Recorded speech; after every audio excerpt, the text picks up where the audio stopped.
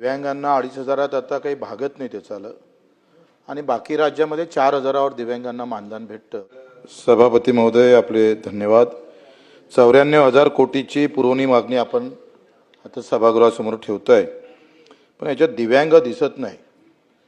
प्रतापजी, दिव्यांगांना 2,500 आता काही भागत नाही त्याचं आणि बाकी राज्यामध्ये 4,000 दिव्यांगांना मानधन भेटतं। दिव्यांगांना 2,500 आता काही भागत नाही त्याचं आणि बाकी राज्यामध्ये 4,000 दिव्यांगांना मानधन भेटतं। ज्याला 2 पाय नाही, हात नाही, डोळे नाही, त्याच्यासाठी आपल्या सरकारनं अधिक पुढाकार घेणं फार गरजेचं वाटतं।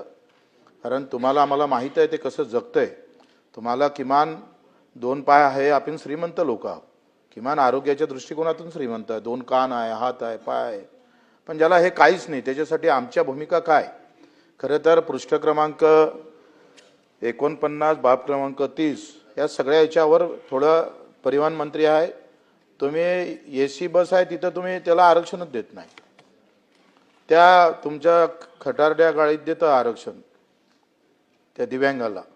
प्रतापरावजी, तुमच्याकडून अपेक्षा आहे, आपने झट करके निर्णय लेना जरूरी आहे। ते मागं घेतो। धन्यवाद धन्यवाद। पण आता हे ज्या तातडीनं उठून तुमचं लक्ष वेधण्यासाठी बोलले ते, तसंच तुम्ही आम्ही आरक्षण देऊ असं सांगितलं असतं तर अधिक बरं वाटलं असतं। आणि पणन एपीएमसी मध्ये सुद्धा बाजार समितीमध्ये 5% निधी खर्च होत नाही। राहुलजी, तुम्ही तो निर्देश दिले पाहिजे। 5% त्याचा वाटा आहे, 2016चा कायदा आहे आणि त्याची कर्जमाफी जशी शेतकऱ्यांची झाली तशी त्या दिव्यांगांची पण कर्जमाफी होणं गरजेचं आहे।